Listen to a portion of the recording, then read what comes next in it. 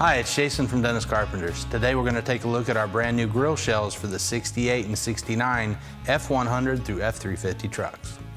The grills on the 68 and 69 Ford trucks were stylish and an instant classic. Finding good original grills had become more and more difficult. Realizing this, Dennis Carpenter had all new tooling created to reproduce these classic grills. Each grill is stamped from the correct aluminum alloy and are bright anodized just like the Ford originals. The bright anodized coating highlights the crisp details our new tooling produces and protects it from the elements. Our grille shells include the park light and headlight door mounting brackets, all pre-riveted for a trouble-free installation. Although not correct, they will fit the 67 trucks as a replacement. So if you need to give your truck project a facelift, replace your damaged or weathered grill with this high-quality grill from Dennis Carpenter.